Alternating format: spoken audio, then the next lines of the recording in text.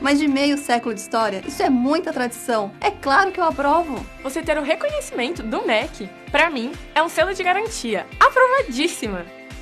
Quando alguém se dispõe a abrir as portas do mercado e da nossa carreira, sempre terá a minha aprovação. O desenvolvimento da pesquisa e tecnologia é a garantia de um futuro melhor para todos. Eu sempre vou aprovar isso. Unisa, uma instituição com mais de 50 anos de tradição, nota máxima no MEC e aprovada por todos. Vestibular 2021. Inscrições abertas.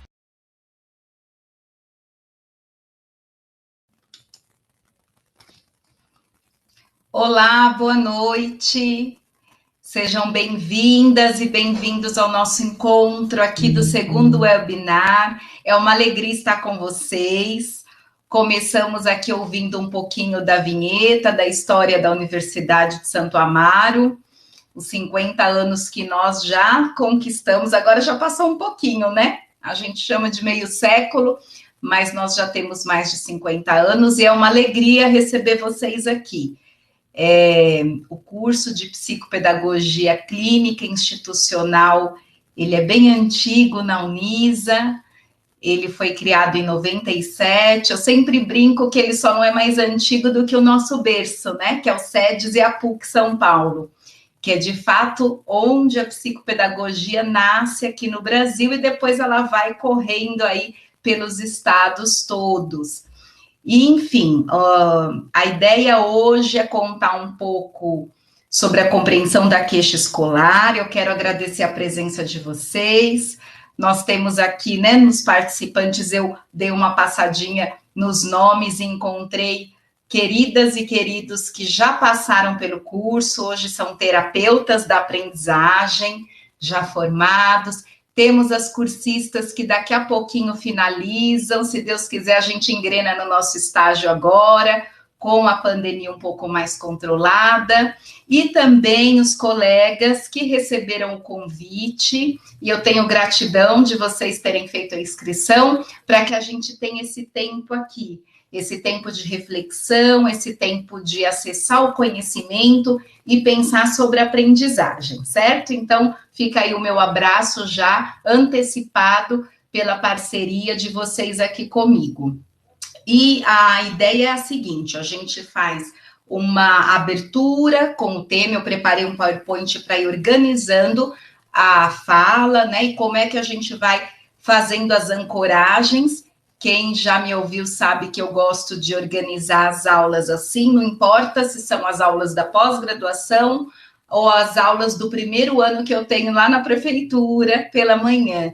A aprendizagem, ela não acontece de forma tão adequada, né? Porque o ser humano aprende, mas não é tão adequado quando as coisas caem de paraquedas. Então, quando a gente organiza, né, um roteiro para pensar e vai ancorando os conhecimentos que a gente já tem com os novos, isso ajuda muito. Então, a ideia do PowerPoint é essa, é ir ancorando alguns conhecimentos prévios que quem ou é psicopedagogo, é professor, ou pais e mães, tias que acompanham as crianças na lição de casa, eu tenho certeza que todo mundo vai se encontrar, né? De uma forma mais ou menos profunda, mas a ideia é que a gente possa pensar queixa na aprendizagem.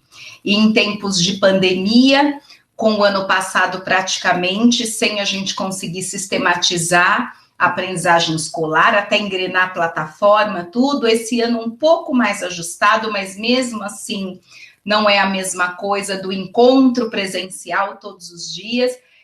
Com isso, muitas queixas vão pipocando, então mais do que nunca a gente precisa fazer esse filtro e limpar essa área. Quais serão as queixas que, de repente, merecem um encaminhamento com equipe interdisciplinar, de saúde? Quando eu falo isso, é neuropediatra, vamos pensar na psiquiatria infantil, também na fonoaudiologia, psicologia, e quando são queixas que o terapeuta da aprendizagem ou a própria orientação de estudos dentro do espaço escolar pode acolher, tá? Então, a gente vai falar sobre isso e... nos últimos 20 minutinhos, daí eu fecho a apresentação do PowerPoint e volto para essa tela, para a gente poder discutir as considerações que vocês poderão deixar no chat. Então, não fiquem assim preocupados que de repente vem uma perguntinha e eu não consigo responder, porque na tela do PowerPoint eu não consigo visualizar as questões. Então, a ideia é que o registro possa ficar, e assim que eu finalizar o PowerPoint, eu venho junto com a Bruna, do marketing da Unisa, que está fazendo o nosso apoio, está escondidinha, mas está aqui desde mais cedo fazendo apoio aqui para a nossa palestra acontecer. Então, ela vai me ajudar também para a gente não perder os registros que vocês irão deixar para a gente comentar no final, tá bom? Então, eu desejo aí uma aprendizagem bem bacana nesse tempo agora que segue, e vamos começar aqui já. Vou compartilhar a tela, certo? E vamos começar a pensar a queixa escolar.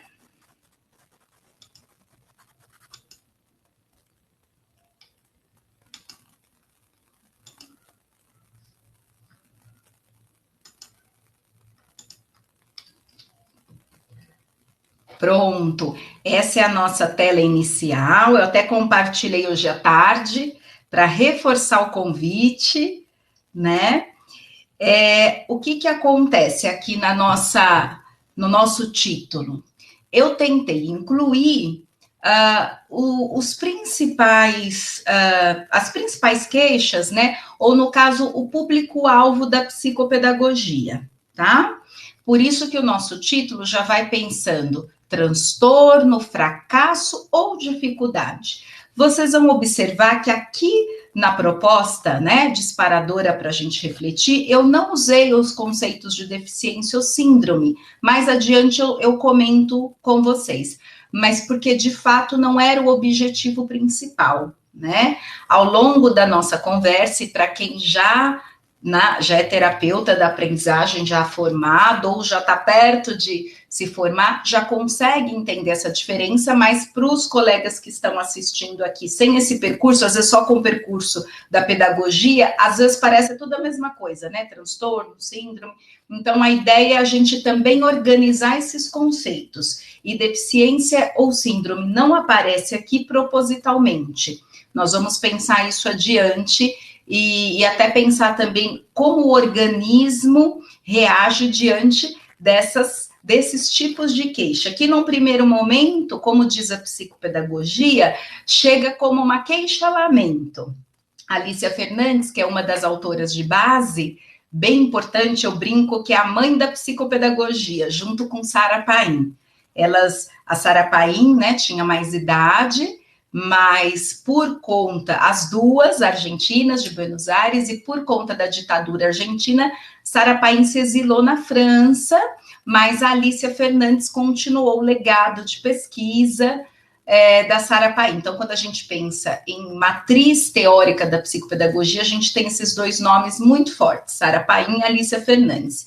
E a Alicia fala que, num primeiro momento, a queixa sempre chega, né? Ela usa o conceito de queixa-lamento, porque aquela chuva de questões, né? Não consegue, não dá, não pode, não fez. E daí quem recebe essa queixa é o professor, é o coordenador, né, o orientador de estudos, até que chega no terapeuta da aprendizagem, que é o psicopedagogo, ou um outro especialista de equipe multidisciplinar, como um neuropsicólogo, uma fono, né, um fonoaudiólogo, um próprio terapeuta ocupacional, enfim, né? Então, depois essa queixa acaba sendo distribuída, mas geralmente ela cai no colo da escola primeiro. E a queixa-lamento é porque ela chega misturada com várias questões, com uma queixa real, com questões socioafetivas das relações, e a ideia é que o psicopedagogo, quando acolhe essa queixa, porque nem sempre a escola vai dar conta disso, porque não é papel dela mesmo, o papel dela é fazer a escuta dessa queixa, dessa família, e fazer o encaminhamento, porque no início de uma queixa do não aprender, de imediato, muitas vezes, a equipe escolar não vai conseguir entender se é uma questão socioemocional, se há uma necessidade de repente, uma avaliação com o neuropediatra e assim por diante. Então, a depender da situação, é comum um encaminhamento para a equipe multidisciplinar ou, no caso mais específico, o psicopedagogo. As famílias costumam rejeitar menos o psicopedagogo, porque dá uma ideia de que tem o psi na frente, mas tem a escola, tem a aprendizagem. Então, muitas famílias, até quando a queixa é mais séria, no sentido que ela vai apresentar alguma questão no organismo, que a gente já vai tratar o porquê que eu uso a palavra organismo, a gente tem que se acostumar com essa palavra, senão a gente não entende essas diferenças. Mesmo quando a questão é mais séria e vai precisar de um encaminhamento de saúde, o psicopedagogo é uma boa porta para fazer essa triagem, porque vai acolher, de repente, sem assustar tanto essa família. Muitas famílias têm medo de pegar o encaminhamento direto para o neuropediatra, psiquiatra, assim por diante, tá? Então, é um pouco da introdução, o porquê que esses conceitos aparecem aqui. O que a gente tem que organizar como base? Lembra que eu falei lá antes de abrir o PowerPoint, que a aprendizagem, as coisas não podem cair de paraquedas, tem que ter uma ancoragem. Então, para quem já é psicopedagogo e psicopedagoga formada, já conhece essa história. Quem não é, vai entender um pouco, pelo menos agora. E a gente nunca vai pensar assim, principalmente quem me ouviu já. Ai, Aline, de novo essa tela, né? De novo essa estrutura. Por quê? Porque esse é o objeto de estudo da psicopedagogia, não é? Por exemplo, um cardiologista, se toda hora ele falar, nossa, de novo coração, como é que ele trabalha? Ele é cardiologista, então sempre vai ter uma imagem, né, para ele pensar o coração, o exame. E o psicopedagogo é isso, essa é a nossa imagem principal. Principalmente o psicopedagogo que se forma dentro de um olhar que considera o ser humano, o sujeito, de modo integrado. Eu até posso buscar uma linha de trabalho muito mais voltada às testagens, não é errado, né? A gente, pelo menos em outras oportunidades, já conversamos. A gente até pode esquecer tudo isso e querer fazer treino, né? É uma opção, só que é uma opção de um tipo de abordagem da psicopedagogia, que na Unisa, por exemplo, a gente não considera mais eficaz. A gente considera que a parceria com as testagens, com o olhar da neurociência é bárbaro, a gente vai ver adiante aqui a neurociência aplicada à educação, mas não só, né? Porque se eu quisesse só esse olhar, o que a gente poderia fazer? Um encaminhamento direto e reto para o neuropediatra.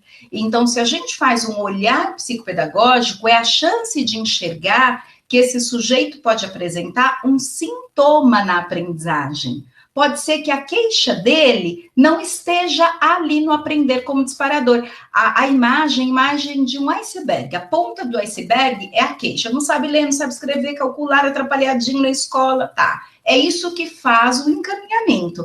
Mas e aquele iceberg que está escondido ali por baixo? É esse o nosso papel.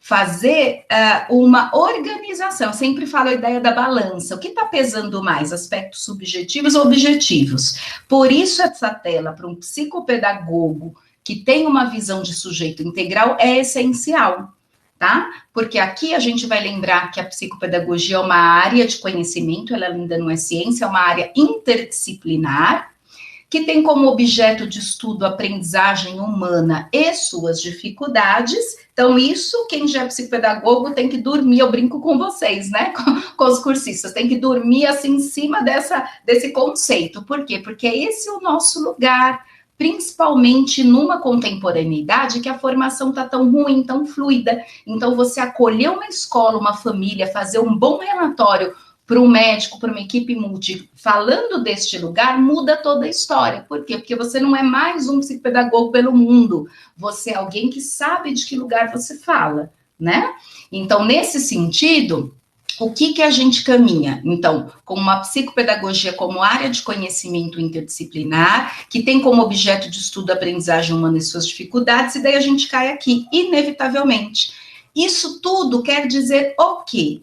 Que a psicopedagogia pensa o sujeito e a aprendizagem a partir dos 4 níveis de estruturação. Que níveis são esses? Organismo, inteligência, corpo e desejo. Por que estão separados assim? Porque há um encontro entre as questões socioafetivas, subjetivas, que é essa laranjinha aqui, e um encontro com as estruturas de pensamento objetivas. Então, como é que o professor, o psicopedagogo, alguém que é um especialista do aprender e do ensinar, precisa enxergar? E daí, para o terapeuta, não resta saída. O professor ainda tem o direito de querer olhar só para cá, a estrutura objetiva, porque é isso que a graduação, as licenciaturas e a pedagogia ensina principalmente. Ele até tem esse direito. Agora, nós, terapeutas da aprendizagem, não. Porque o que é a psicopedagogia? Não é pegar um pedacinho de conceito da psicologia, outro da pedagogia, não. É pensar quais abordagens podem conversar para pensar o sujeito da melhor forma possível. E daí vem os nossos conceitos dos 4 níveis de estruturação. Organismo e inteligência. Organismo, bem a questão herdada, já vou passar a próxima tela, que tem as pistas para a gente não esquecer de onde vêm esses conceitos. A inteligência, pensando nas funções de assimilação e acomodação, da teoria do Piaget, epistemologia genética, o organismo trazendo bastante as contribuições da neurociência aplicada à educação. Então, esse é um ladinho da balança. Qual que é o contraponto? As estruturas subjetivas, as estruturas psi. O corpo, olha só, o corpo não está aqui à toa, é diferente de organismo. E desejo, que são as nossas estruturas simbólicas, certo? Então, por que a gente memoriza essa parte e aprende e compreende? Porque a hora que eu volto lá no título e vou pensar na palavrinha, no conceito de transtorno de aprendizagem, a literatura até 2013, mais antiga, trazia distúrbio, tá? Se você lê, não tá errado, é a mesma coisa, só que atualmente, para você fazer um relatório correto, fazer um texto adequado, a palavra, a partir de 2013, com a publicação do DSM-5, a palavrinha é transtorno, tá? Mas a hora que você lê por aí distúrbio, é porque foi um material escrito antigo, não tem problema, quer dizer a mesma coisa. Se eu falo a palavrinha transtorno, distúrbio, o que eu preciso acionar? Principalmente esse campo azul.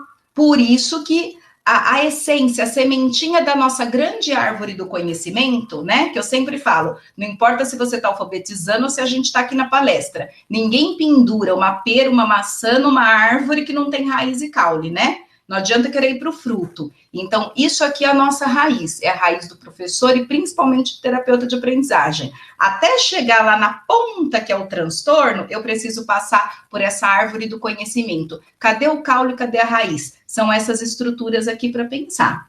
Então, transtorno, distúrbio e até as síndromes e a deficiência, que não é o nosso foco, mas a gente sabe que existe, estão estruturadas aqui a queixa, nessa estrutura objetiva, nessa parte azul. Quando eu falo em dificuldade, também não é porque não tinha outra coisa para dizer, né? Dificuldade é realmente para diferenciar transtorno. Daí eu vou olhar principalmente nessa estrutura laranja, na subjetiva.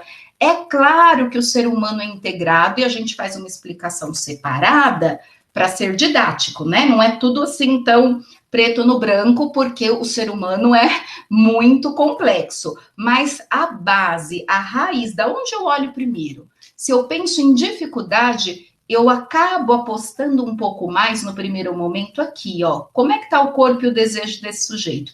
Se eu uso o conceito de síndrome, se eu uso o conceito de deficiência, distúrbio, transtorno, eu olho mais aqui no azul, tá? Mesmo sabendo que essas estruturas se conversam. E o fracasso escolar? Posso transitar pelos dois lados, porque o fracasso escolar inaugura um jeito da psicopedagogia pensar comprometida a partir do seu espaço socioeconômico, político, que a gente vai ver adiante. Então, o fracasso escolar pode transitar tanto na estrutura objetiva como subjetiva? Pode, mas o conceito também não foi usado porque não tinha outro. Fracasso escolar carrega muito a questão das políticas públicas, o porquê que esse sujeito, mesmo tendo aqui ó, um organismo saudável, uma estrutura psi bacana, né, bem funcional, mesmo assim tem uma dificuldade escolar, tá? Então, a gente nunca pode pôr as violas no mesmo saco, principalmente quando você vai atender a família, atender a escola, mandar o seu relatório para a equipe multi. É por aí que os especialistas de fora veem se está falando com alguém que entende ou um terapeuta um pouco atrapalhado, que confunde as estações. Então, isso é muito importante. Eu sempre friso, sabe, gente, porque ninguém aqui quer ser operado por um médico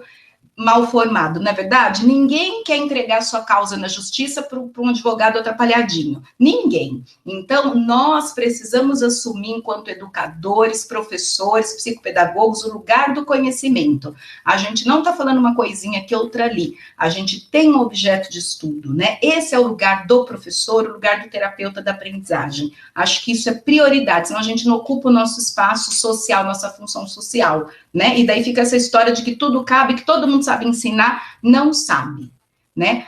Apoio, todo mundo pode dar, lógico, é um apoio, você senta do lado da criança e apoia, mas o profissional da aprendizagem, ele estuda e estuda bastante para isso, esse é o nosso lugar, né? Por isso que a gente não pode nunca menosprezar e fazer qualquer coisa, porque o nosso lugar, ele é conquistado pelo nosso conhecimento.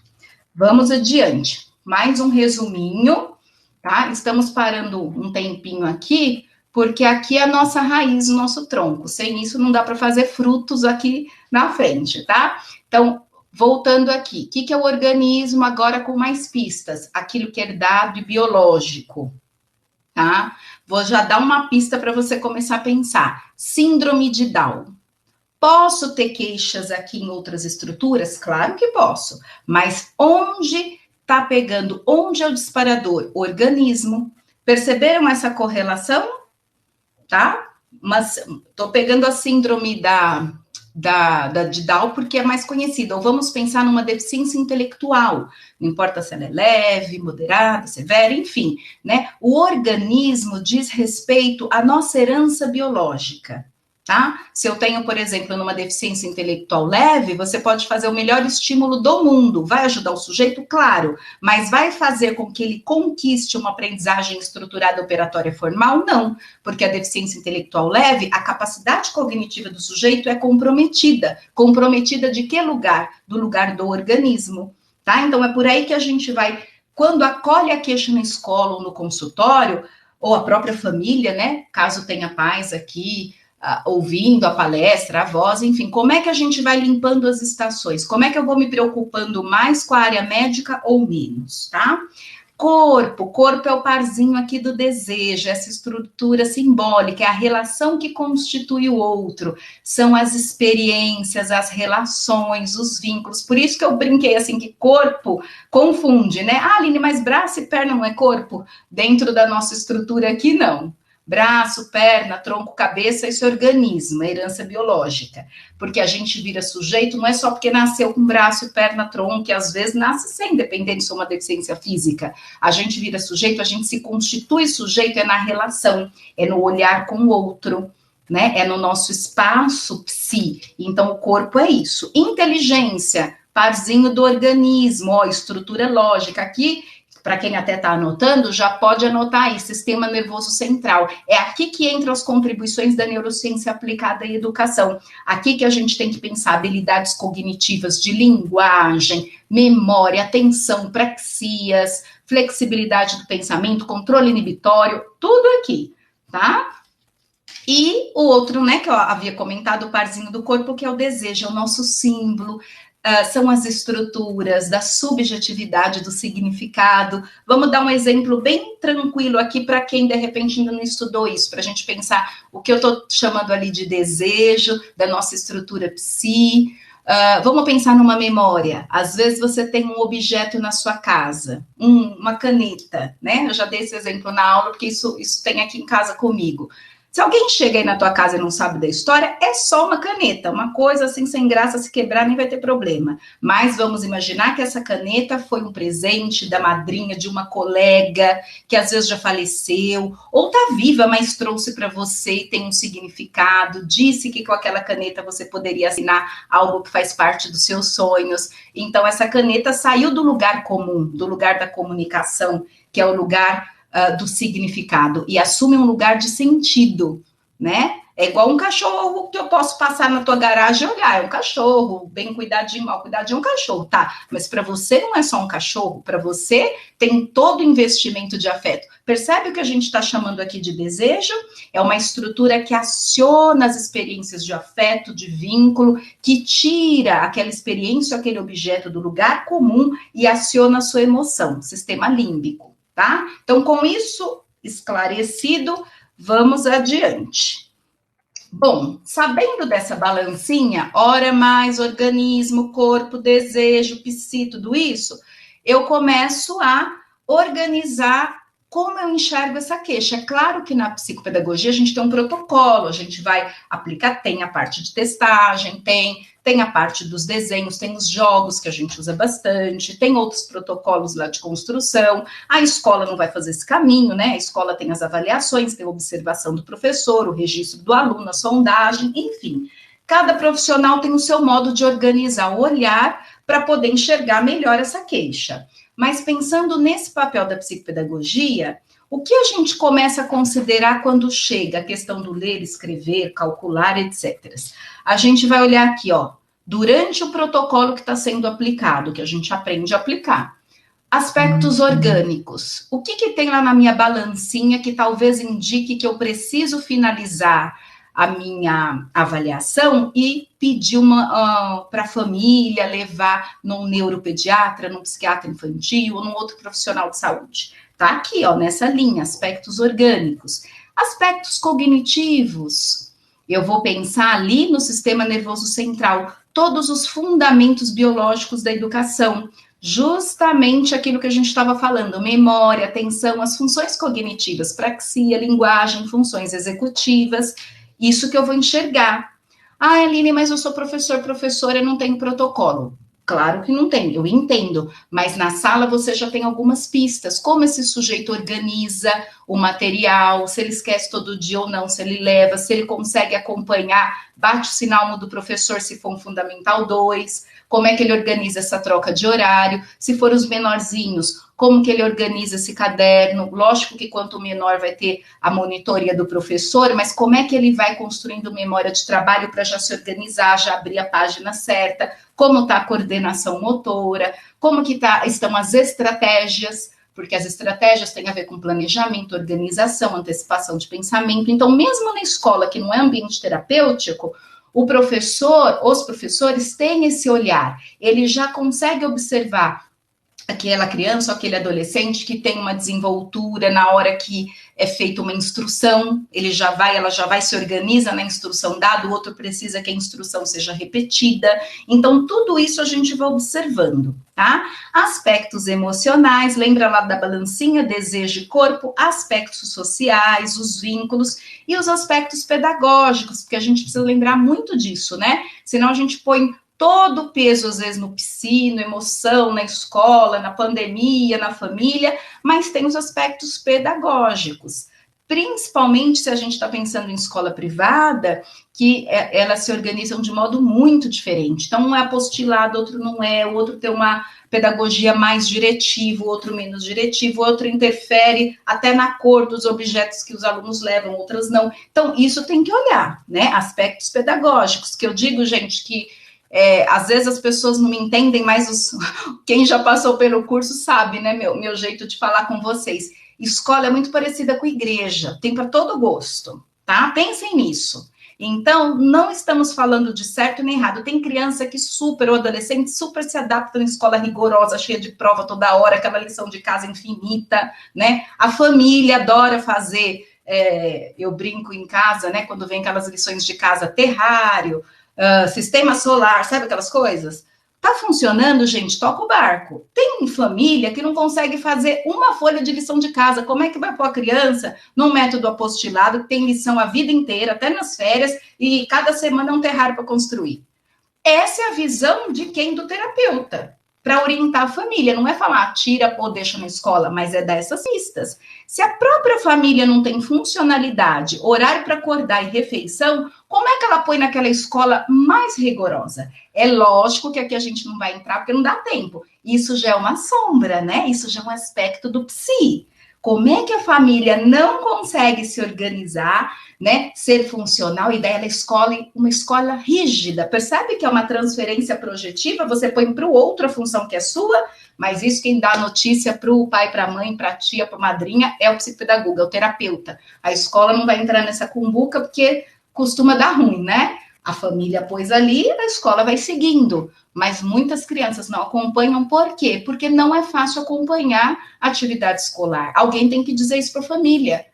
O discurso da autonomia, ele é super válido quando ele tem lógica, né? Quando ele tem bom senso. Uma criança pequena, é lógico que é o adulto que vai ajudar a fazer a monitoria da mochila, vai lembrar que se a prova é a semana que vem, tem que começar a estudar um pouquinho antes. Mesmo os adolescentes precisam do adulto que vai monitorando. Por quê? Porque a torre de controle, lembra da neurociência, aspectos cognitivos, lobo frontal. Nós temos um maestro, uma torre de controle, que é o nosso lobo frontal. Acaba de amadurecer aos 24 anos. Então, você imagina deixar uma criança de 11 se virando sozinha, totalmente sozinha. Isso não é autonomia, isso é abandono. Alguém precisa contar isso para a família também, né? Então, é esse movimento que a gente tem que enxergar a queixa, porque às vezes chega um problema que parece que vai para o psiquiatra, para o neuro, para todos os médicos amanhã, e não é. É o quê? É aquela tal do conhecimento que é uma árvore. Se a criança tem X ou adolescente, X lições de casa, semana de prova, e a família não exerce funcionalidade, não tem milagre, gente. Vai tirar nota baixa, vai ser ruim, vai parecer que é uma queixa, né? De que ordem? E tem aquela queixa que é real, que a família se organiza, ajuda, se adequou com a escola, escolheu uma escola que combina com o seu perfil, tá tudo caminhando dentro do que é possível, porque perfeição não existe, mas tem uma funcionalidade bacana. Daí eu levanto as outras lebres. Olha aí de novo o papel da escola e o papel do terapeuta. Eu não pego um caso correndo e já encaminho para o neuro. Por quê? Porque às vezes é aquilo que eu acabei de contar. É uma criança, coitadinha, que ela não tem alguém para lembrar o horário, ajudar a arrumar a mochila. É lógico que ela não leva nunca o livro certo, né? Então, isso vai dividindo essas estações e ajudando a organizar a queixa. Da onde essa queixa vem? Né? Ela tem toda uma funcionalidade que é o degrau mais prático, ajustar a escola e ajustar a família, ou quem cuida, a instituição, a criança institucionalizada, mesma coisa, precisa de horário, precisa de vida, de tudo certinho, do mesmo jeito que a criança que está numa família regular. A hora que isto se organiza, daí nós temos o direito de acionar a saúde. Agora, enquanto a disfuncionalidade está correndo solta, como é que a gente vai entregar isso para um médico, achando que ele que encontra essa criança depois de esperar na fila 1000 anos para consulta, vai resolver alguma coisa em 10, 15 minutos, né? Então, é outra transferência de responsabilidade. Bom, continuando a queixa, ó a setinha para ajudar a gente. Aspectos cognitivos, aquele que a gente estuda bastante na neurociência, vem aqui para o transtorno, é esse degrau mais alto, é aquele que a funcionalidade está caminhando e mesmo assim a queixa permanece. Daí eu levanto a lebre de um transtorno de aprendizagem, pode ser um transtorno de atenção, TDA, ou a hiperatividade, ou a dislexia da alfabetização, ou descalculia da matemática, só que eu tenho que lembrar que só de 3 a 5% da população tem um transtorno diagnosticado. Então, se na minha escola, ou na minha família, ou sei lá, na minha sala de aula tem gente demais com essa queixa, com certeza tem algo equivocado, ou na área pedagógica, ou na área familiar, ou de quem faz mediação. Por quê? Porque o transtorno, ele afunila, você precisa organizar tudo que a gente está conversando até agora para apostar no transtorno, não de imediato. Depois, dificuldade, o conceito ou problema de aprendizagem, mas o corretinho mesmo para tratar com a família, com a escola e nos relatórios a dificuldade. Aqui, ó, aspectos emocionais, não só emocionais, porque a gente fala, então por que não manda para o psicólogo? Porque a queixa está na escola. A queixa está em ler, escrever, calcular, interpretação. Porque se você, enquanto terapeuta da aprendizagem, recebe uma queixa que está lindamente na escola, é nosso papel ético encaminhar para outro profissional. Que queixa nós vamos acolher? A queixa escolar, onde o sintoma está na aprendizagem. E por que tem uma estrelinha aqui no orgânico? Porque o orgânico puro tem a ver com o que a gente estava falando do corpo herdado biológico. Daí não era o nosso foco, mas eu estou dizendo para a gente saber. Aqui eu puxaria uma setinha de síndromes ou deficiência. E os aspectos pedagógicos têm a estrelinha amarela, por quê? Porque é o principal. Não importa se a criança chegou com laudo, sem laudo, adolescente. No final, gente, quem é que fica com esse sujeito? 4, 5 horas por dia integral? A escola. Então, é esse sujeito que nós vamos enxergar, com transtorno ou sem, com dificuldade ou sem. Por quê? Porque ele vai para a escola todo dia no horário estendido. E o fracasso escolar, que puxa aqui, principalmente aspectos sociais. Aline, mas não tem os outros? Tem. Lembra que o sujeito é integral? Sempre uma relação complexa, o sujeito é atravessado por essas variáveis, mas para eu puxar o conceito de fracasso escolar, eu preciso da variável social, tá? Dentro, lógico, da literatura, do que você está escrevendo, produzindo. Quando a gente fala isso da literatura, é tudo que a comunidade acadêmica já produziu a respeito do tema. Agora chegamos, né, nos pedacinhos. Vamos pedacinho a pedacinho. Pedacinho da queixa escolar. Então, quando a gente chama de transtorno, o que é o transtorno? Então, o organismo ele é disfuncional, ele não é deficiente. Lembraram do que eu comentei agora há pouco?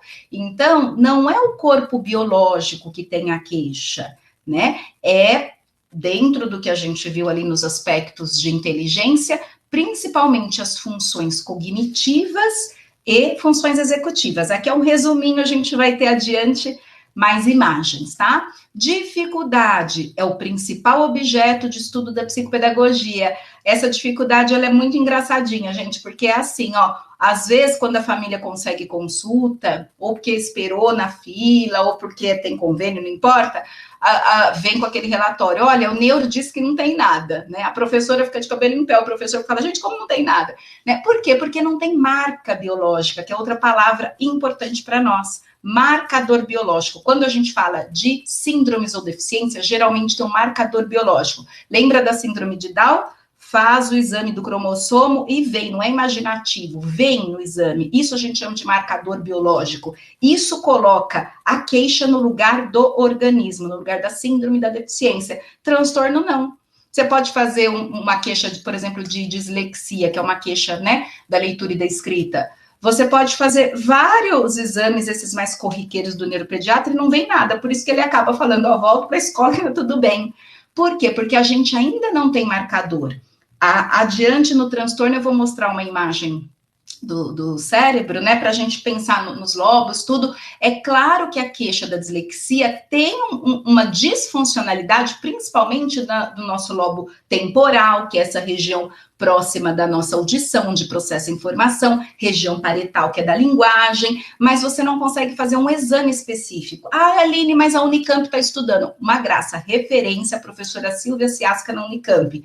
Está estudando dislexia, já viu que essas duas áreas, esse lobo, tem o hospital também, que é o que captura a imagem, por isso que as letrinhas dançam, né, na dislexia. Mas qual é o problema?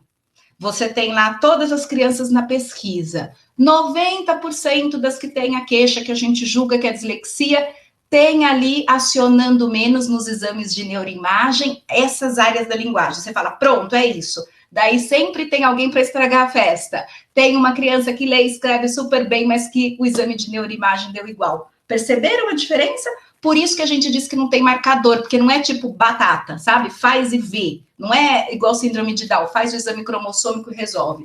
Então, o transtorno é provável que mais adiante, com mais estudo, mais ciência e tecnologia, a gente chegue, talvez, no marcador. Mas até agora não chegamos. A gente tem boas pistas, principalmente a partir do estudo da neurociência aplicada, porque daí a gente já sabe que o lobo temporal tem a ver, o parietal, a gente sabe que para hiperatividade quem manda é aqui o lobo frontal, que é o nosso maestro. Então a gente já tem as pistas da neurociência, só que a gente não pode chamar de marcador. Por quê? Porque tem sempre ali um na fila da pesquisa que não tem a queixa, está ali como grupo controle e acaba que às vezes ele tem a imagem igual do coleguinha que tem dificuldade, ele não. Por isso que não pode virar regra, não pode virar marcador ainda, tá?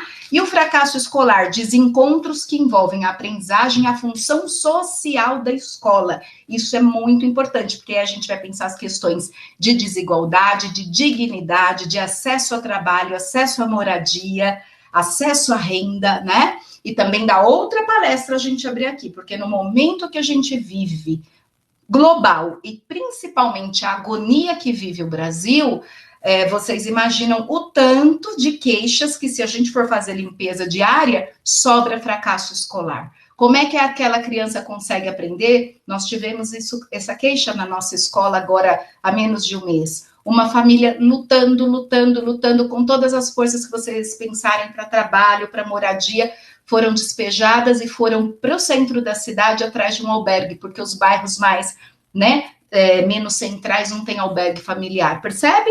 Como é que essa criança consegue focar a energia psíquica? Daí vem desejo, porque desejo também é o que aciona o límbico, não é só alegria, é tristeza, é medo, é raiva, é pânico, é tudo isso, é sistema límbico. Tudo está na ordem do desejo, do afeto. Como é que essa criança concentra para ler, escrever, calcular, se ela não tem mais casa, né? Se ela não sabe se ela vai comer daqui a pouco. Então, mais um motivo, vou fazer aqui um parênteses, político, no sentido que é por isso que não engrena a legislação aqui no país, e a gente tem que ter um olhar sério, sim, não ficar só falando mal que aqui não tem legislação de dislexia, de tudo isso. Por quê, gente?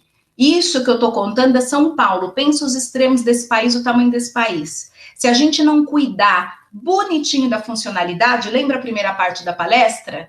A funcionalidade é a dinâmica escolar familiar, mas é a dignidade, gente. Se a gente não der dignidade para essas famílias, para essas crianças, como é que eu vou rotular na testa de cada uma disléxica? É lógico que essa aprendizagem, bem provável, vai ter uma queixa, né? Essa criança, esse adolescente tem que ter uma resiliência da ordem que a gente não sabe qual, para driblar todas essas experiências e ainda dar conta da aprendizagem, né? Por isso que é tão difícil em países em desenvolvimento, e principalmente que não cuida da educação, porque a gente tem aqui referências, né, da América Latina que cuidam, tem um PIB menor e cuidam melhor da educação, então não é só o dinheiro, mas assim, enquanto a gente não cuidar melhor da educação, a gente realmente não vai poder ter legislação para ficar laudando aí as crianças. Por quê? Se a gente entra, de repente, a depender do bairro, da cidade, enfim, do estado, quantas queixas de alfabetização a gente não tem? Se a gente não der conta de tudo isso, eu não posso só mandar no neuro e falar, olha, esse aqui está 8, 9 anos, 11, não está lendo,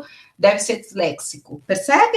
Se eu não tenho funcionalidade, se eu não tenho uma família orientada, se eu não tenho alguém que consegue ter alimento, moradia, rotina, nosso cérebro ama rotina, né? Nosso cérebro gosta, assim, de viajar, de parque, de surpresas, é uma delícia, mas nosso cérebro é seletivo, se começar com fantasia, surpresa demais, ele não funciona bem, né? Por quê? Porque gera uma adrenalina, então a adrenalina é gostoso só um pouco, cérebro adora vida que você sabe o que vem daqui a pouco, eu acordo, almoço, vou para a escola, volto, né? Essa organização, para adulto faz bem, imagina para criança, a constituição psíquica, inclusive, da criança e do adolescente, se organiza nessa questão temporal, né? Dessa calma, dessa tranquilidade de saber o que vem depois. Então, olha quanta coisa envolvida antes da gente sair laudando aí as crianças e adolescentes. E síndromes e deficiências que eu comentei, né, de antemão. Mais um pouquinho, que a gente tem que fazer a paradinha para as perguntas, mais 5 minutinhos e a gente para, tá? Agora, já dei um panorama geral, vamos olhar os pedacinhos. Dificuldade de aprendizagem, lembra que eu comentei que às vezes chega do neuro, o papelzinho na escola, o sujeito está ótimo, não tem nada aqui, e o professor ou a professora super, né, preocupado, porque de fato não está lendo, escrevendo, tem queixa. O que a gente vê na dificuldade? É o principal objeto de estudo da psicopedagogia, é aquela balancinha, ó, subjetividade e objetividade, né? Na subjetividade eu puxo psi, o desejo, tudo aquilo, a parte boa e a ruim, né? Porque o que nos afeta não é só o que é legal. A chegada do irmãozinho afeta, o avô que faleceu, a Covid agora que levou um monte de entes queridos, a parte econômica, tudo isso vem na balancinha da subjetividade. E da objetividade, que é a relação conhecimento. Por isso a gente fala subjetividade, objetividade, desejo e conhecimento. Aqui sim eu tenho a organização familiar e escolar, a rotina, aqui eu tenho memória, atenção, funções executivas, né? É essa correlação.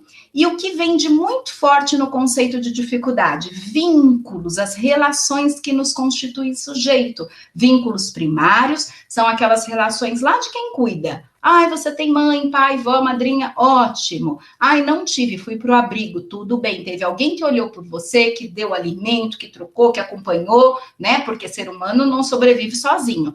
Quem estabelece essas relações primárias de cuidado e afeto Vínculo primário, tá? E daí, nessa constituição, nós vamos construindo um molde relacional, um jeito de funcionar diante do mundo, que não começa aprendendo a ler e escrever, né? A gente começa chorando para mamar, depois aprendendo a usar o banheiro, tirando as fraldas, depois caminhando.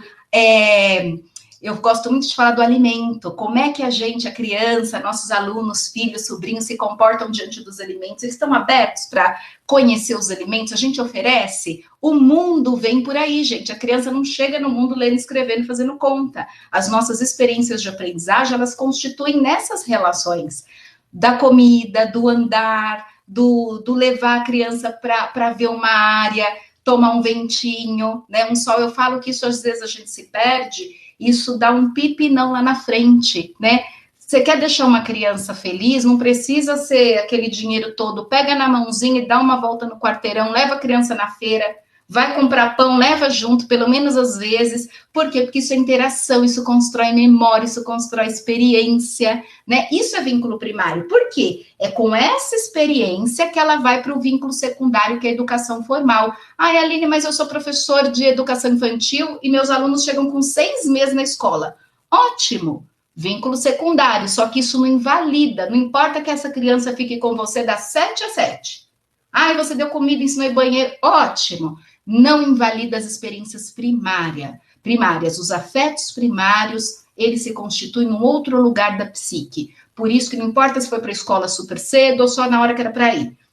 Vínculo primário é o molde constituído nessas relações afetivas, e é isso que a gente carrega de molde relacional para levar para a escola. Então, a dificuldade de aprendizagem, geralmente, ela está nessa relação ensinante, aprendente. Por quê? Porque não está no corpo, não está lá na síndrome que você faz o exame com marcador biológico, tá? Mais um pouquinho, mais uma. Ó, ainda da dificuldade. Qual que é o trio para a gente olhar? Ensinante. Quem é ensinante? Todos da vida dessa criança ou desse adolescente. Os primários, que é quem cuidou lá no início da vida, e os secundários, que é a escola, a educação formal. Então, é esse casamento entre as experiências familiares ou de quem cuidou da instituição mais a escolar. É isso que eu vejo na dificuldade, é isso que eu preciso observar. Algo aconteceu nessa relação, ou escolar ou familiar, mas eu tenho um sujeito com aspectos cognitivos bem preservados. Vou dar um exemplo aqui rapidinho, né? Porque a gente faz tudo correndo assim em live.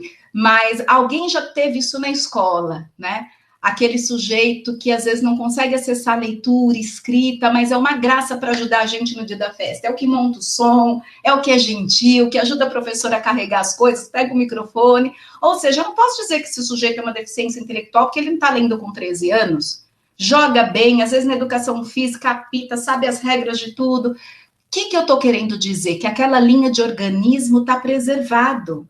Me parece também que os aspectos cognitivos estão preservados. Às vezes ele não consegue ler, mas ele dá até uma opinião sobre a política, alguma coisa lá na aula de história e geografia. Isso que eu vejo, isso tudo está preservado, porque o que fala o Piaget também? Que o sujeito inteligente é aquele que faz adaptação ao meio, não é aquele que fez todas as contas e frações e ortografia. É lógico que a gente precisa disso, eu não estou menosprezando, eu só estou falando como é que a gente limpa a estação.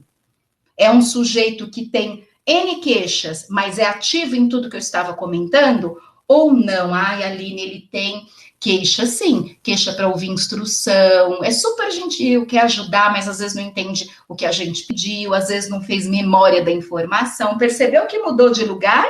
Daí eu preciso já pensar talvez num transtorno de aprendizagem, sim, como é que essa informação está entrando, está fazendo memória, então isso eu preciso ir conhecendo para saber o que eu estou lidando, qual é o problema?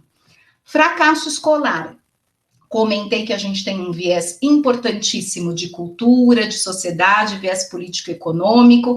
Então, é um sujeito que pode, às vezes, ter uma queixa, assim, como eu estava dizendo, de linguagem, de memória. Pode, até pode. Mas como é que eu coloco isso no primeiro degrau?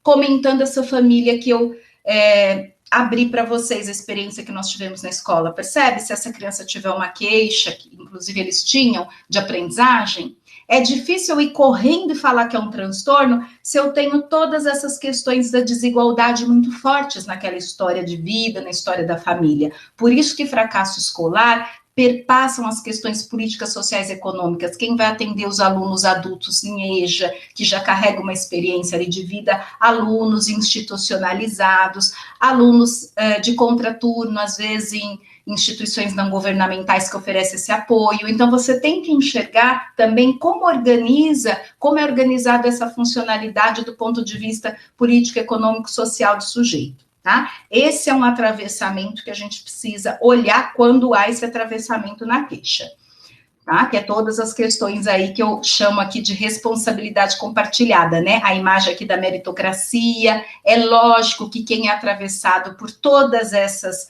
questões desiguais que eu comentei, fora outras, é lógico que vai ficar aqui nessa imagem, né, gente? Vai ser muito mais difícil caminhar.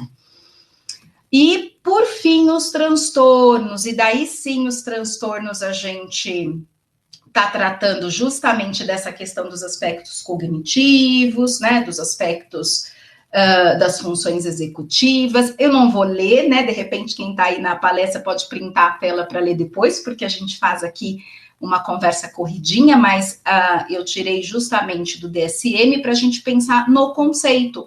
E o que eu tenho que ter de prioridade nessa compreensão? Que esse sujeito, ele tem sim uma disfuncionalidade nas suas funções, nas suas habilidades cognitivas executivas, mas ele não tem uma queixa de organismo. O que é interessante? Boas intervenções fazem todos os sujeitos avançar, não importa se é o fracasso escolar, se é a dificuldade ou aqui o transtorno. No transtorno, a gente tem uma sistematização mais rigorosa, sim. Por quê? Porque às vezes tem uma queixa de atenção, uma queixa de linguagem, então você precisa sistematizar melhor a sua intervenção. Às vezes é uma criança maiorzinha, lá para o 4º ano, já precisa sistematizar mais ortografia, né? Já vamos imaginar que ela tenha realmente uma queixa da dislexia, tá? Mas todos conseguem avançar, e quando eu digo avançar, é melhorar bastante essa disfuncionalidade. Quando a gente fala da deficiência e da síndrome, não é que o sujeito não avança, ele avança muito, só que ele não abandona aquele estado inicial da queixa. Por exemplo, a deficiência intelectual, né? Ou a síndrome de Down, que é mais conhecida da gente. Vai ser muito bom, ele vai ser super beneficiado com estimulação de fono, psicopedagogo, lógico que vai. Mas isso, depois de X anos, vai tirá-lo da condição de ter Down? Não. Por quê? Porque a gente tem um marcador biológico. Vão percebendo a diferença? Acho que isso é interessante, né? Para a gente saber de que lugar que a queixa vai se organizando. A imagem do cérebro. Por que eu trouxe aqui sistema nervoso central? Porque eu não posso pensar transtorno de aprendizagem sem pensar as contribuições da neurociência para a educação. Eu preciso entender os fundamentos biológicos da educação, como o sujeito aprende, como ele armazena informação. Lembra no início que eu falei da metáfora da árvore? Como é que eu peço para o sujeito, às vezes, um conhecimento que eu estou chamando de fruta? É a maçã, se eu não dei para ele a base, a raiz. Às vezes, é um sujeito com queixa de operações, né? Adição, subtração, fração, enfim. E, às vezes, ele não tem compreendido o sistema de numeração decimal fortalecido. Ele vai estar no 5º ano. Não importa. Psicopedagogo não fica com essa história de 4º ano, 5º ano. Psicopedagogo avalia. Sujeito tem 11 anos, não memorizou o alfabeto, é por aí que a gente vai. Sujeito tem X anos, não faz adição, volta para o sistema de numeração decimal, tá? É isso o papel do terapeuta da aprendizagem, senão a gente embarca na onda da escola e continua do mesmo. Lá no 6º ano está escrito na porta, 6º ano, paciência, o professor adequa como é possível, mas ele tem o currículo do 6º ano para seguir. Sempre fica alguém boiando? É provável, mas talvez ele não possa fazer tanto em 50 minutos. Nós, terapeutas, não temos nada na nossa porta, 7º ano, 6º ano, nada disso. O sujeito chega, você faz a avaliação, vê onde é o déficit e é aí que você começa a agir. Não importa a idade, importa o que ele não sabe e a gente tem que ajudar a aprender, tá? E daí aqui a gente tem as funções cognitivas, as executivas, lobo parietal, frontal, temporal, então isso é legal para a gente... um pouco que eu falei dos marcadores que ainda não bateram o martelo, mas a gente já tem as pistas, né, dos marcadores. Por exemplo, a descalculia, que é a área da matemática, a gente já sabe que a gente tem no nosso cérebro um módulo matemático, que é na área parietal esquerda. Então, ali dentro das pesquisas, já é um lugar para olhar esse sujeito que tem uma queixa muito importante na matemática, por exemplo. A dislexia que tem a ver com a apreensão daquele símbolo, a letrinha é um símbolo, como é que eu dou um nome para esse símbolo? A minha visão tem que capturar o símbolo. Quem captura o símbolo? Lobo occipital, que é o da visão. Quem transforma aquele pauzinho que a gente tem que chamar de A, sonzinho A? Duas áreas principais. Parietal, que trabalha a consciência fonológica, mais a área temporal, que trata a informação. Então, tudo isso a gente vai aprendendo para ter pistas e conhecer, né? Da onde aquela queixa pode estar partindo do ponto de vista dos aspectos cognitivos. Mais um pouquinho aqui, funções cognitivas. Aqui também é legal para printar, né? Ou fotografar para a gente memorizar. Quais são as funções cognitivas que aquele guarda-chuva maior? Atenção, memória, linguagem, praxia, percepção. Dentro do guarda-chuva maior, a gente tem um menorzinho, não que ele seja menos importante, é porque funções executivas é um bracinho de funções cognitivas. Quais são as 3 funções principais executivas da frente aqui do nosso cérebro? Lobo frontal, pré-frontal. Memória de trabalho, né? Eu não tenho que dar volta ao mundo toda hora para lembrar de uma informação. Eu tenho que acionar aquela informação que eu estou precisando. Isso é memória de trabalho. Flexibilidade do pensamento, como é que eu faço interpretação de texto, correlação, inferência e controle inibitório. Posso, não posso. Isso é na vida, né? Não é só na escola. É para tudo. Controle inibitório. O freio, meu freio. E aqui, não está tão nítido porque eu printei do DSM, mas é uma classificação dos transtornos. Aqui no cantinho a gente tem mais isoladinho a deficiência intelectual, atraso global de desenvolvimento. Aqui a gente tem os transtornos de comunicação, tá? O de fala, linguagem.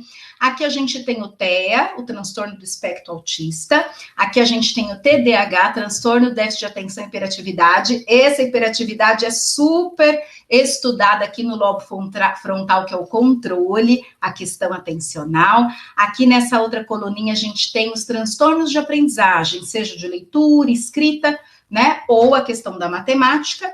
Aqui nós temos, né, ainda os transtornos motores, que tem a ver com a psicomotricidade, e quando a queixa é muito invasiva, com muitos sintomas, às vezes o neuro lauda por aqui nesse último, ó, outros transtornos do neurodesenvolvimento, porque às vezes é uma correlação tão grande de queixas, que às vezes não se fecha imediatamente uma avaliação, um diagnóstico, e daí eles colocam outros transtornos para poder continuar estudando o caso, certo? E para finalizar, né, que a gente já até passou assim do horário, mas acho que era importante não parar no meio, fica para a gente, para o professor, para nós, para qualquer um, né? Eu acho que aqui é o papel do sujeito, do humano. Qual que é a mensagem da psicopedagogia para nós? Para ensinar, é preciso acreditar e crer que o outro é capaz de aprender. Essa frase é da Alicia, e eu pus aqui em destaque acreditar e crer, porque ela fala isso lindo, ela fala espanhol, né, e fica uma graça o texto dela quando ela fala acreditar e crer, que ela fala, né, na língua dela, e eu acho muito forte, porque se isso fosse qualquer coisa, era só ela escrever, é preciso acreditar que o outro é capaz, mas ela reforça, ela coloca aí acreditar e crer, ou seja, o primeiro passo para um bom ensinante é acreditar que o outro é capaz, mesmo que ele ande de meio passinho por hora, mas é acreditando que o outro é capaz. A gente não pode ser um bom ensinante de nada, nem na casa da gente, nem com ninguém, né? E nem no espaço formal da escola ou no espaço do consultório, se a gente não acreditar que o outro é capaz. É essa mensagem que eu acho que nos une aqui com a psicopedagogia, certo? Vou finalizar aqui para a gente pelo menos ter uns 10 minutinhos ainda. Pronto. Parei aqui de compartilhar, desculpa que a gente correu, né? Mas ocorreu, a gente não dava conta aqui de pensar todas essas variáveis. Eu vou dar uma olhadinha aqui junto com a Bruna, nas observações, vendo o que é possível a gente comentar, né? Agrupando, às vezes, as observações. Nós temos aqui sobre o autismo. Perfeito, a Marta. A Marta pôs aqui para nós que o autismo não tem marcador, Perfeito, Marta. Eu nem comentei tanto, né? Porque a gente já estava corridinho aqui, mas ótima observação, Marta. A gente tem uma legislação para o autismo que confunde mesmo os professores, até as famílias, porque do ponto de vista de legislação, pela conquista da família, muita luta familiar atrás disso e também muito espelhamento na legislação americana para o autismo, a gente, né, sabe que lá eles têm um caminho mais percorrido. Então, por conta dessa pressão social, digamos assim, as políticas públicas para o autismo chegaram primeiro, tá? Mas na categoria, vocês viram que a gente até leu ali no quadrinho do DSM, né? Na categoria transtorno, ele está lá, né? Só que ele recebe políticas públicas de deficiência, né? Por exemplo, vamos pensar no transporte escolar gratuito dentro da rede pública, principalmente a municipal aqui de São Paulo. Um sujeito com descalculia, dislexia, segue o fluxo, né? É um transtorno, não vai acontecer nada referente ao transporte. O autista tem direito, o TEA tem direito ao transporte gratuito, por exemplo, independente da idade. Então, as políticas públicas chegaram, mesmo que o TEA não tenha um marcador específico, né? A gente já sabe que funções executivas, a área de linguagem é bem comprometida em alguns casos, né? Porque o TEA também é um espectro. Então, você tem um espectro que às vezes tem a comorbidade de uma deficiência intelectual leve e tem aquele que super bem de capacidade cognitiva e o prejuízo maior realmente é da comunicação e principalmente de lobo frontal, porque o lobo frontal é o nosso controle, é o nosso bom senso, é a nossa capacidade simbólica, tá? Então, isso eu acho que é legal frisar. A gente vai dar mais uma olhadinha aqui nas perguntas. Vou pedir ajuda da Bruna. Bruna, eu perdi a visão aqui das perguntinhas. Você pode me ajudar, por gentileza? Pronto, eu acho que foi agora, voltou aqui. Obrigada. Vamos ver mais alguma coisa que apareceu. Aqui, a Rose. Vamos ver aqui a Rose. Isso, a Rose traz a situação de abrigo, que eu até comentei, né, Rose? Isso mesmo. A situação de abrigo merece um super olhar, porque ali a gente tem um atravessamento de afeto intenso. Eu sempre falo isso com os meus colegas, alunos, que a nossa paciência, que já é boa de professor e terapeuta, ela tem que triplicar em situações. Eu sei que eu estou falando é difícil, a gente já teve situações lá na escola de alunos, às vezes, que arremessavam coisas, que tinham um comportamento bem difícil, mas nessas horas a gente vai precisar, assim, relembrar de vínculo primário, né? Não é dizer que tá certo passar a mão na cabeça, não é isso, mas é acolher da melhor forma e aumentar o nosso grau de empatia. Por quê? Porque pensa em qualquer um aqui, mesmo quem não é mãe, tem uma experiência de sobrinho, de filho de amiga, tem uma experiência de qualquer coisa com bebê, não tem? Gente, como é que a gente espera um bebê? Né? É comprando roupinha do primeiro dia, é pintando o quarto, não importa se o bercinho vai ficar lá grudadinho em você, que a casa não tem espaço, mas geralmente é uma experiência de afeto. Quando o bebê chega, o que acontece? Todo mundo quer dar banho, todo mundo quer segurar, né? Não importa a classe social. Esse afeto, ele atravessa o bebê. Como que é um bebê no melhor abrigo, hein? Não vamos nem arrumar confusão. No melhor abrigo, você tem uma funcionária super bacana que acolhe da melhor forma, só que deu o horário, ela vai embora e vem a outra funcionária que também acolhe da melhor forma. E no final de semana vem o folguista. Alguém tá brigando para dar banho nesse bebê, no sentido assim, igual as avós, todo mundo quer dar banho? Não, isso é corpo. Lembra lá nossa tela? Isso chama corpo. Como é que a gente se constitui com o olhar? É um olhar de quem cuida, lógico, não pode morrer de fome, nem ficar com frio, é claro, mas é um olhar diferente. Pensa nisso, toda vez que a gente pensa numa criança de abrigo, por melhor que seja, quem é o depósito desse olhar? Como é que esse olhar enxerga o outro e constitui o outro? Tá? Aluno com fracasso escolar, Edna. Perfeito, porque a escola tem que ser bem potente, de preferência com alguns projetos ou parceria de contraturno, porque às vezes só a escola não estimula o suficiente, porque de verdade, e a gente sabe disso, a questão da vida, né? Esse sujeito está arrasado com a vida, inclusive se for adolescente e com maior capacidade de inferência. Então, o fracasso escolar, bem bacana oferecer orientação de estudos no contraturno, se possível, projeto, né? Bastante estimulação com jogos de tabuleiro, porque geralmente o fracasso escolar nem sempre tem uma comorbidade com aquilo que a gente estava falando de aspectos cognitivos e tudo. Às vezes é um sujeito que está com esse organismo e com a cognição super preservada, mas tem esse atravessamento. Então, às vezes, ter essa nossa empatia que aumenta, porque às vezes é aquele sujeito que esquece mais o livro, que às vezes a família consegue ajudar menos, né? Mas, assim, esse atendimento proximal, um pouco mais proximal, vai ser necessário. Por quê? Porque a escola, por melhor que ela seja, ela também não vai dar conta de algo que está na ordem do político, do econômico, ainda mais nos tempos que vivemos. Mas a gente sabendo disso, você fala, Aline, então, o que ajuda? Ajuda é aquela última frase da psicopedagogia, é acreditar que outro é capaz. É mesmo que for um passinho pequeno, elogiar, apoiar, o que você puder fazer. Tá atrapalhado com o material? Guarda o material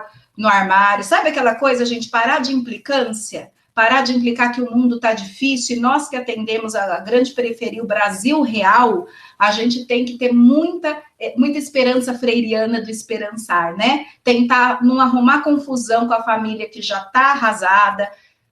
Eu tenho, gente, no meu armário, Léo tem um lápis, sabe o que eu faço? Porque eu sei que se for para casa não volta, né? E eu brinco com eles, eu falo, gente, eu não sou dona da calunga, hein? O que eu faço? Ponho tudo marquinha colorida, no final do dia eles devolvem, porque senão, né? O outro não tem o lápis, guarda o livro no armário do livro que tem vida própria e não volta, né? Todo mundo está na fração. Esse sujeito precisa de numeração, vem aqui fazer reta numérica. Por quê? Porque é melhor ele sair da sua sala do 5º ano sabendo a reta numérica do que boiar mais um ano e ir para frente. Não está sabendo a fração. Tudo bem, mas aquele básico ele está sabendo, é nome completo, é leitura mesmo que não fluente, é isso que a gente faz redução de danos, porque o buraco é muito mais embaixo, mas se a gente vai com essa cabeça, eu acho que a gente apoia muito essas crianças e adolescentes, porque há um prejuízo, há um atravessamento gigante de muita coisa, então o nosso papel de repente é esse, é todo dia lembrar que eu acredito e creio que ele é capaz de andar mais um pouco, tá? Bom, escola ideal para uma criança com síndrome de Down, eu acho que é uma escola menos diretiva, né? Ou uma escola que implique menos. Gente, eu uso muita palavra implicar, porque eu também sou professora e eu vejo cada chatice, sabe? Cada chatice, uma lição de casa sem fim, uma apostila que nem a gente adulto, se fosse para olhar, não ia gostar. Então, eu acho que uma criança especial, que a gente já sabe que ela tem um laudo, eu acho que a família precisa compreender que ela vai ter muitos ganhos, e não só aquele ganho formal, né? Não só ela, mas principalmente uma criança especial. Então, uma escola menos diretiva, né? Que tem um trabalho ali, às vezes não vai ter jeito do método apostilado, mas que a escola consiga fazer um outro tipo de atividade paralela, porque tem um prejuízo ali importante de cognição. Então, tem algumas coisas que esses sujeitos irão acessar de modo adaptado e outras não irão acessar. E isso, gente, não é preconceito. Isso é porque a cognição, por exemplo, dentro da síndrome de Down, ela vai até o operatório concreto, ela não vai no operatório formal. Então, eu vou trabalhar bastante a leitura, né? Às vezes a interpretação vai ficar comprometida, mas eu tenho outros caminhos. Escola com projetos, porque uma escola muito... eu digo que numa visão até bruta de educação, né? Essa escola que só quer preparar para o vestibular é o pior lugar para uma criança especial. Mesmo que a escola jure para a família que vai fazer adaptação, é o pior lugar. Porque ela vai estar todo dia com contato, não com o que ela é capaz, com o que ela não é capaz. Então, uma abordagem menos diretiva seria o ideal, né? Psicopedagogo pode dar laudos? Não, a gente não pode dar laudo por causa de ato médico, por isso que a gente faz relatório psicopedagógico e encaminha a família. Perdemos o paciente? Não, porque eu sempre falo assim, não é o médico que faz a lição de casa e ajuda a criança na prova, né? É o psicopedagogo ali firme toda semana em parceria com o professor. Então, não fiquem preocupados com isso, a gente não assina laudo, não fecha laudo, mas a gente faz toda essa avaliação e manda no relatório as pistas. A gente sabe encaminhar, ou falar para a família, não vai para médico nenhum, vamos fazer uma intervenção firme aqui de 6 meses, a cognição está bacana, preservada a parte de estratégia, parte de planejamento, vamos trabalhar mais um pouquinho aqui que logo, logo vai dar resultado na escola. Ou se a minha preocupação aumenta, porque a minha avaliação mostra que há um prejuízo importante na área da cognição, daí eu encaminho a família para um neuropediatra, ou às vezes uma queixa psiquiátrica, às vezes a questão emocional está muito desorganizada, né? Então a gente não fecha a lauda, a gente levanta as pistas, põe no relatório e manda quando precisa para a equipe multi, ou fica na intervenção. Tá? E às vezes mesmo para a equipe multi a gente faz a intervenção, porque essa criança precisa sobreviver na escola com prova, com vida real, e é o psicopedagogo profissional que faz esse paralelo com a escola, tá? Criança com 6 anos que não pega na caneta, o melhor caminho é psicomotricidade global. Bastante atividade com bola, subir nas coisas, agora abriu um pouquinho por causa da pandemia, leva no parque, leva para trabalhar ombro e punho, o que faz pegar na caneta é praxia fina, trabalho de punho, mas se ombro não está fortalecido, muita atividade motora de bola, de subir e dando bastante giz de cera e o lápis convencional pretinho, aquele triangular jumbo. Tá? É o caminho mais básico para a gente que está na escola acolhendo as crianças que estão em casa há 2 anos, né? Enfim, gente, acho que nós estamos terminando, porque a gente super avançou no horário, mas penso que foi bacana para a gente não parar, né, o nosso pensamento pelo caminho. Tem mais uma questão aqui sobre a questão do retorno, que eu comentei que a gente tem que ter super paciência, né? Porque as crianças estavam mesmo um tempão fora da escola, eu vi que a Lucy colocou aqui sobre isso. Enfim, gente, eu acho que era o que acabou ficando aqui mais forte para a gente. Acho que é isso, conseguimos ir até o finalzinho aqui das perguntinhas. Bom, se eu não me perdi, acho que aqui lendo os comentários, eu acho que foi isso. Eu super agradeço, gente, a atenção de vocês, até quem conseguiu resistir aqui e ficar no horário todo. Eu deixo um abraço, meu contato, a maioria acho que tem, né? Tem meu e-mail também, que é apeugênio@prof.unisa.br. Estou à disposição para a gente bater papo, tirar dúvidas. E caso você não seja psicopedagogo ou psicopedagoga, venha estudar com a gente. Eu sou suspeita, mas aqui eu tenho várias terapeutas formadas e formados também, que eu acho que podem falar que vocês vão aprender bastante. Nosso curso a gente faz estágio, a gente atende na clínica comunitária, e daí a gente aprende de verdade a ser terapeuta, né? Enfim, gente, super agradeço, gratidão, um beijo, e eu espero que a gente possa se encontrar numa outra oportunidade.